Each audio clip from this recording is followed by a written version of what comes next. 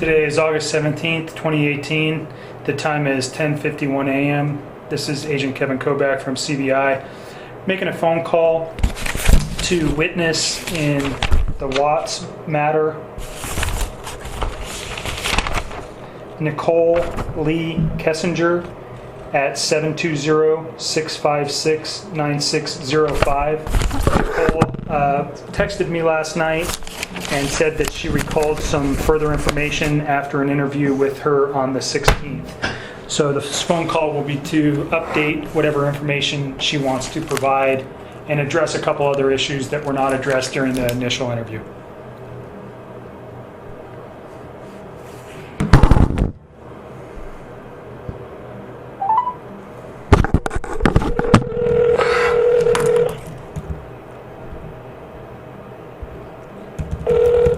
Hello. Hi, Nikki. It's Kevin. Hi. How are you? Sorry for the delay. I got stuck in a meeting. Obviously, couldn't walk out. So I apologize for taking so long to get back to you. It's okay. You at least got a couple hours of sleep last night? Yes. You sound a little bit better than yesterday. I feel a little bit better. Not much, but I feel like sitting down and just talking about all of that with everybody is like, it's helping. Good. Well, I think just keep that up. And again, if you need any, if I can put you in touch with somebody from a victim advocate to whatever I can help you with, just call and ask. Okay. Okay. I'm going to need you to do that once we're done talking. Okay, sure. I can get somebody in touch with you today. And you don't need to tell me about anything. We talked about that yesterday, but it might be something good for you to do, and I can make that happen today. Thank you. You're welcome. So what you texted me about 2 a.m. and said that you remembered some other information. What did you remember? Like, just kind of odds and ends. And I'm sure there will be more as this goes on. I interacted with him so much that sometimes, like, I just have to stop and think about how much information that I have gotten from him over the last few months and the last week or so. And, like I said, I never know what's true and what's not anymore. Sure. So I figured I'll just give you guys everything I have. And hopefully I don't have to keep calling you back with more, but no promises. No, that's okay. Please do. Like I told you yesterday, anything that comes to mind that you think is important, I'd like to know. Because you know him better than anybody probably over the last 6 to 8 weeks. So that's anything that he said to you or anything that stands out to you as you're reflecting on all this kind of mess here is important for me to know. Understood.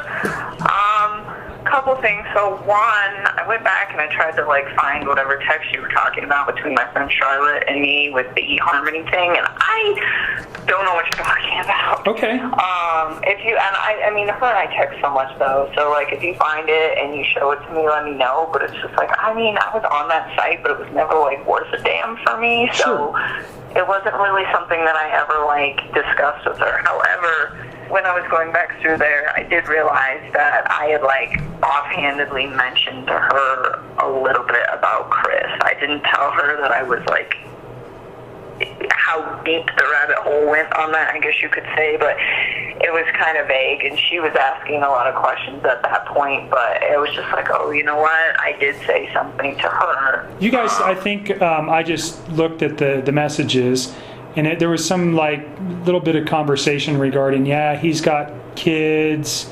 There was some conversations about some sexual related stuff, and that was about it. Does that sound right? Yeah, that's it. But I did mention it to her, and honestly, we've talked since then, and I haven't even mentioned him, and that girl's so wrapped up in everything that's going on in her life. I don't even think she realizes what's going on in the news. Okay. I don't even think she's going to connect the dots. I would be surprised. I honestly am convinced that if I don't say a word about it, I bet you she won't even bring him up.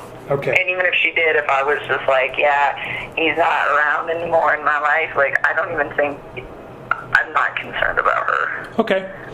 And the only concern I had there is there seemed like there was some conversation about a boyfriend, and it doesn't seem so you were actually talking to her about Chris, not a boyfriend.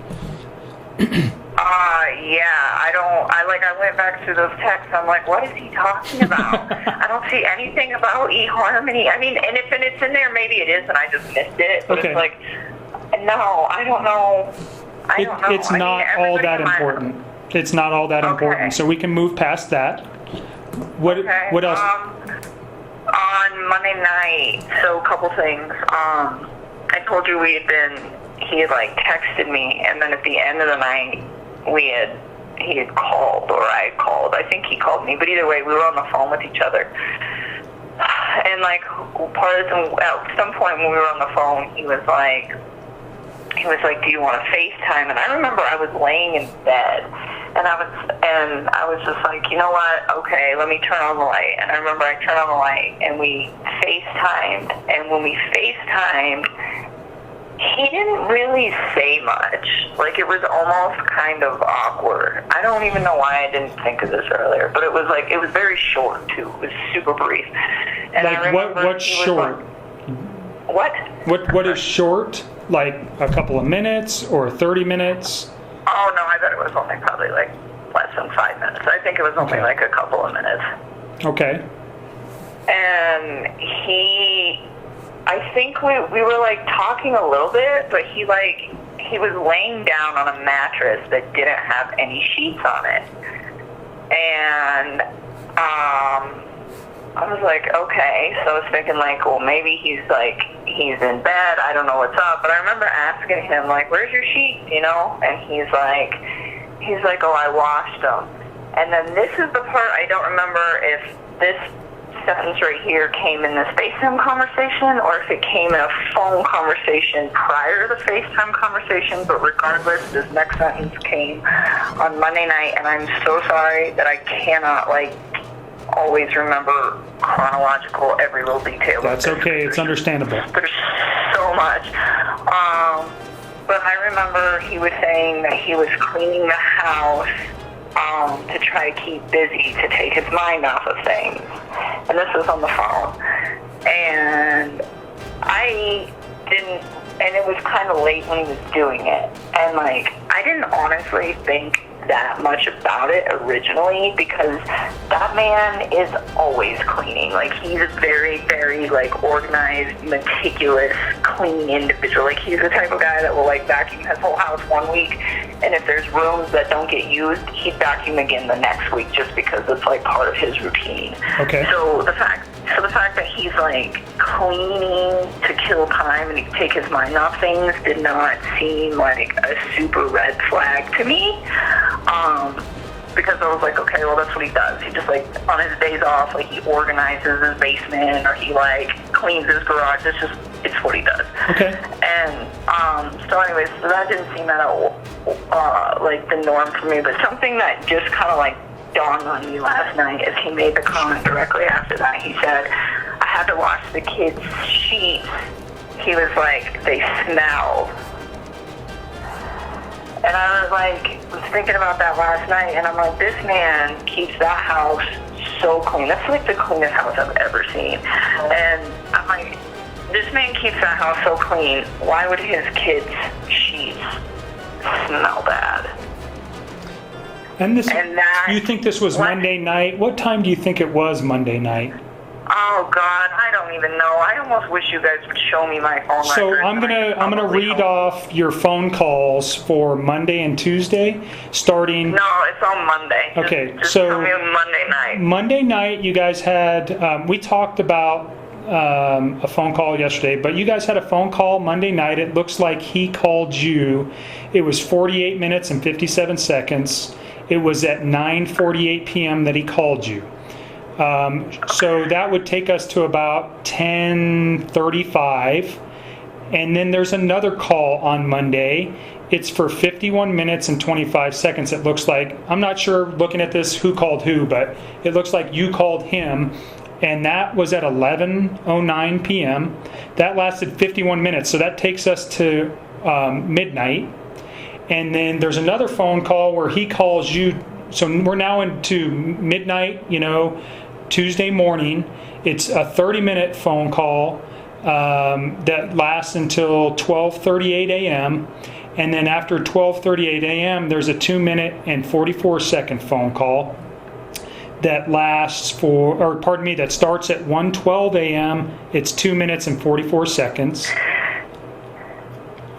So yeah, so I would almost, this is just me, but I would go get my text messages with him from that night, and I would like sync them up to that like time frame, because there was texting in between that. So I think what happened is he called me on that first call, and then there's that gap between the first call and the second call. In that gap, that was when we FaceTimed for a few minutes, and that was when I got up out of bed because I was just having trouble sleeping, and I was like, I went and did laundry. That's what I did. I went and like I just put some clothes in the dryer, and then I think I called him back, and then we continued to talk. So that little gap right there between those two big phone calls at the very beginning of the night, yes. I mean, not the very beginning of the night, but the big ones at the first two.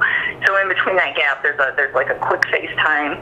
So do you think that 2-minute and 44-second is the FaceTime? The one at the very end? Yeah. Well, so there's I don't even think the FaceTime's on there. Okay, because the FaceTime occurred in between those two big phone calls. That Okay. Because it was like one big phone call, and then there's a FaceTime, and in the FaceTime short, it's only a few minutes, and then there's probably just a few more minutes. That's probably. So there's a few more calls on Tuesday. So 1:12 is the 2-minute and 44-second call. That lasts till approximately 1:14, and then there's a long gap until 1:50. So another 45 or 35 minutes, and then there's a 7-minute phone call. That phone call lasts till 1:58 a.m., and then there's a 10-second phone call at 2:07 a.m., followed by. I think he calls you and maybe leaves a voicemail or something, or you don't pick up. So there's a 10-second call, and then directly after that, there's a 10-minute and 24-second phone call. Okay, so I'm talking about the two at the very beginning of the two long really ones. Long ones. And is that when he's talking about the kids' yes, sheets? with the sheet. Okay, so yes. I will help you line this up. Like, I almost want to just come in there and like drop and drag all of my texts to where they were going. And with it, you know what? We may meet and do that here coming early next week. Yeah, well, all those phone calls at the very end of the night, that was me freaking out. Like, if you look at my text, a lot of that was like, I can't sleep, I'm really scared, where's your family? That was like me freaking out, and him calling to like try to reassure me, or me calling him like, please talk to me, I'm super scared, where's your family? Like, those little ones at the very end of the night are me not being able to sleep and trying to get him to like talk to me about like, and just I guess making sure everything was okay. So those like real late ones, and that's why they're all kind of like sporadic, because I'd be up for like an hour, and then I'd fall asleep for like 15 minutes, and then I would like wake up and start stressing again and try to call him back. Like, so that's why there are all these like little sporadic ones throughout the end of the night. But those two big ones. So yesterday we talked about Tuesday was mainly text messages regarding your confrontation about his wife being pregnant. Yeah. Is that accurate?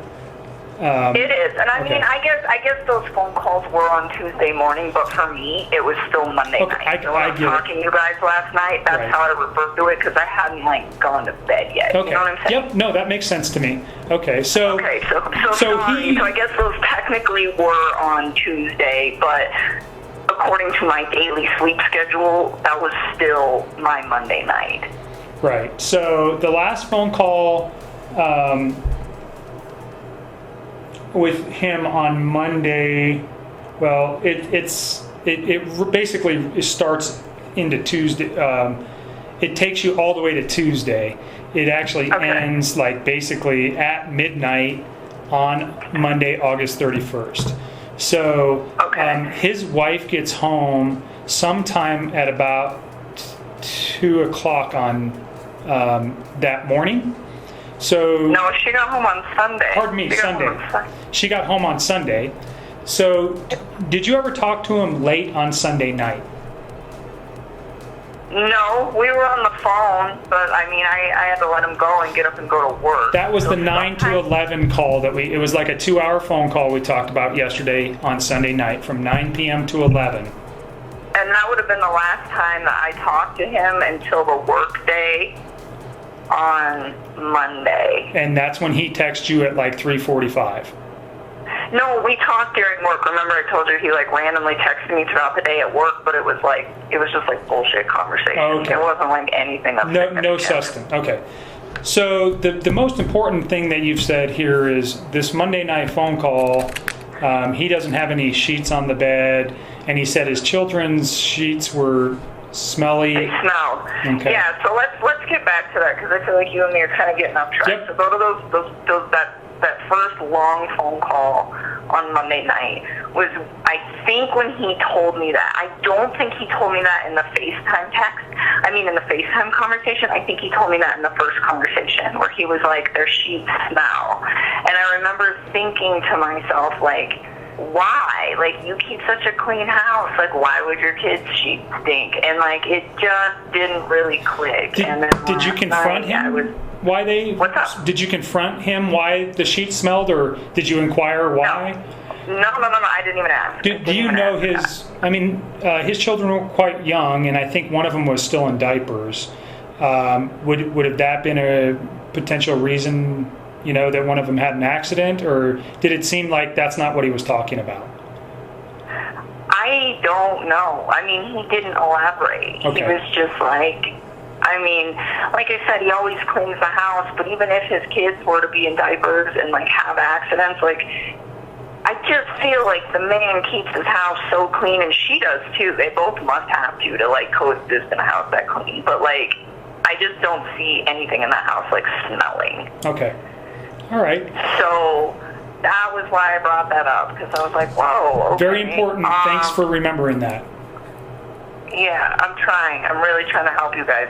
I need you guys to help me too. Like, yes, we'll ma'am. do this as a team, but just don't. So fucking let me down, the please. reason why we can't, like, I did think about this yesterday, that I would like to sit down with you once we have your text messages and the phone calls, and we can put them in a some type of easily looking, that we can sit down and look at them and compare them, and we can kind of get the context of how everything was going that night. I would like to do that with you. Unfortunately, so the download that we got yesterday is going to take multiple days to be analyzed. I probably won't have it back till next week. And then, because you guys did have so many text messages, one of my analysts is working on getting those in order, so we can put something together where we can actually sit down and discuss it. But I do think that's something that I want to do in the near future, sometime probably next week. I mean, I can do that. I don't mind giving you guys my time. I just need you guys to, like, help me with my employer and try to just help me brace for this media thing and just try. So I think your personal mental health is the number one issue. So let me help you with that and get a victim advocate to call you. And you can address questions of employment with them. I think they're better suited to answer those questions than I am. So I would ask you to direct questions to them. If they can't answer them, I'll try to help you as best as I can. I think you have a personal decision to make on what you want to do with your employer.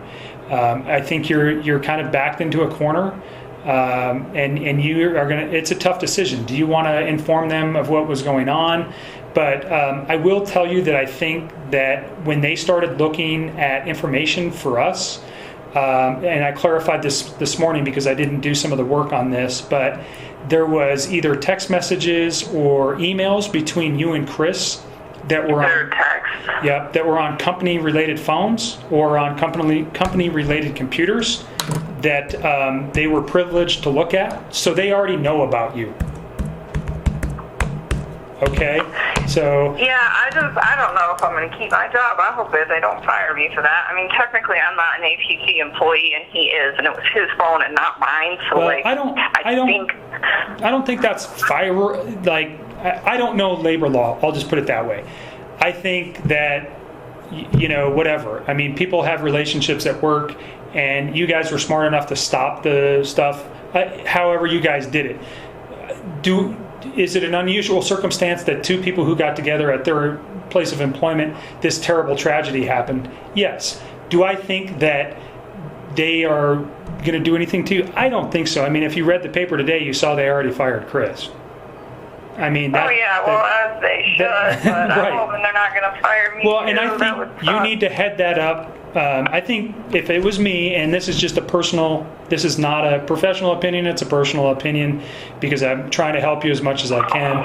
I would reach out to your employer and just say, I want to come in and talk to you, but maybe talk to your EAP people first, and let me get you in touch with a victim advocate, because again, I think your mental health is more important right now than even your employment. I want you to make sure that you're comfortable and safe in everything that's happening, and then make some professional decisions and in regards to your employment. Okay. So let me do that. And we can. Go ahead. No, I have a couple more questions that don't relate to anything that we just talked about. Is there anything else that you remembered last night that you want to address? Yeah, a few. So I'm not done yet. Okay. And then we can talk about that whole thing too, because I was actually going to see if I could email them today. I was going to email my upper boss, and I was actually going to call her and see and just ask her if she can have. She's Anadarko rep. See if she can have a schedule sit down with my employer Tasman and schedule sit down with EAP, and I want to get in a room with them all at the same time and just give them kind of a brief synopsis of what's going on and just ask them for help and see what they have to say. Yeah. But I was going to. I think that's a good plan. Say to them and just ask your opinion on it, because I don't want to give them too much. You do not need to tell them anything about the investigation or anything about what we discussed. From my standpoint, the investigative pieces that we've talked about, and specifically things that relate directly to why something may have happened, or time frames or things like that, they don't need to know that. I think. Oh, I wasn't going to tell them that. I was just going to let them know that I was. You were in a relationship with this him. Case, and that Yes. that I'm like a witness to this case, and that right now it's pretty quiet, but in a few weeks, given how everything goes, it might become kind of a media frenzy. And I was just going to tell them, I didn't commit any crimes, and I'm not in trouble, but right. I'm working with the prosecutor to try to help to bring some closure to this horrible thing, and then just tell them, I don't think the media is going to portray a very nice picture of me, and it's just an unfortunate circumstance, and I think that your projection of whatever is going to happen with the media can be reserved until that time. I know that's like your biggest fear in this, but right now I would not even wouldn't address anything that hasn't happened. I think I would simply tell them, look, I am involved in this case, I'm a witness, and I, whether or not, I think they already know it, and I'm sure Anadarko is going to talk with whoever your employer is to make them aware of that. And then, hey, I had a relationship with this guy, and that's all they need to know. They don't need to know anything else. And then, I mean, you have to protect your employment and your personal well-being. So think of the best way to do that, and just minimal information. You don't have to tell them very much, but I do think you're on the right track of getting ahead of it. But again, I'm not an attorney, especially a labor attorney, so you have to make decisions for yourself on that. But some of the people here in the victim advocate realm may be able to give you some better advice than I. I was hoping to do that today. Sure, I will make a phone call today and get the ball rolling on this. Yep. Because I would like to either go to work on Monday or figure out what is going on with a fresh week, and try to put my life together, because I think it will help. Yeah, I think getting back to work and not sitting there and dwelling on this at every moment is going to be very beneficial to you. So I will reach out to those people who handle that today. If I had a name, I'd give it to you. I don't, but I'll see who's available. Okay. So what other? I want to reach out to them today. Okay. As soon as we're done here, I'll make that my next priority. Thank you. What other things is there that you thought of last night? So I don't know when this phone conversation happened. I think that this was Monday at some point as well. I think it might have even been the same phone conversation as him washing the sheets and everything. I think it might have been the same conversation. He informed me that her friend Nikki's son was at the house when the cops came, and that he was running all over the house and up and down in all the rooms. And at this point, I was like, well, is anything missing? Because I was thinking on Monday that this girl had just left for the night. So I was like, well, maybe if she's staying with Nikki or somebody, maybe she forgot some stuff. So maybe they're sending, they're like sending him in, like, hey, go get a toothbrush or go get this or go get that. Like, I didn't know. And so he's like, yeah, this little kid was like running all over my house and in all the different rooms in the house. And I was like, well, is anything missing? And he was like, well, I think there's some blankets missing from my kids' rooms, but I don't think he took them. I think she did. Okay. So he said little kid. Do you know how old this man was or boy was? Oh, Nikki's son? I don't know. Okay. I think he's like 10 or 12. Like, I think he's yeah, I don't know. I think he's like 10 or 12. Like, old enough to, like, process information and run around house. So he said he thought that the kid didn't take him, but that maybe Shannan had taken him. Yes. That's weird, okay. So Nikki Sonny's like 10 to 12. And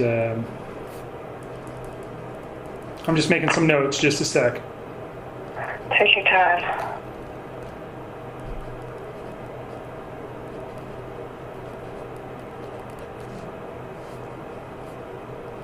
Okay. What else? Oh, let me see.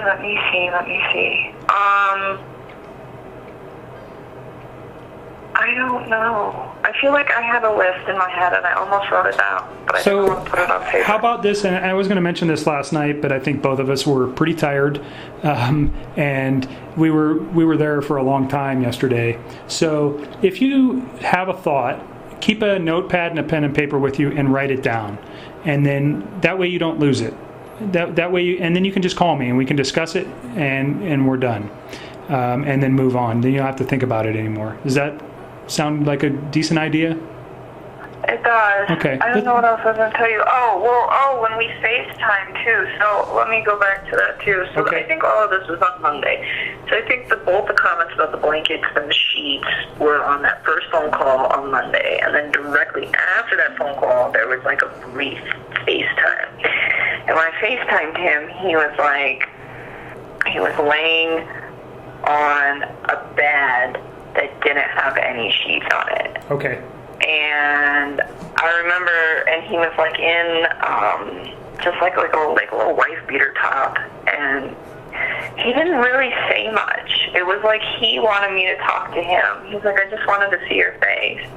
And he like wanted me to talk to him, but he was like kind of quiet. And actually, that was why I got off the phone with him and went and did laundry, and then so I would call him back on the phone, because when we were FaceTiming, it was like kind of weird. I was like, I don't really know where this is going. Like, you're not really having a conversation with me. So like, he was just removed. He wasn't very engaged in the conversation. He was just like really fixated on like me. Like, I bet you if I wouldn't have talked, he would have been okay with it. Just staring at you? Yeah. I mean, it was just like, it was really brief too. Like, it was super short, and I was just like, this is not going anywhere. And I remember telling him, like, I will call you back, but let me go do some laundry. So I like got out of bed and went and threw some clothes in the dryer that I had forgot to put in the dryer prior to laying down. And then, I don't know, I think I might have did like one or two other little quick things, and then I got back in bed and then called him back on the phone, and that's when that second long phone call started. Okay. All right, great. Anything else? Off the top of my head, I I don't really think so. I mean, I did want to make a comment too, though. Like, the other gentleman that was in the room last night, I do not remember his name. His name was Tim. Tim, that's right. I knew it started with a T, and I couldn't remember the rest.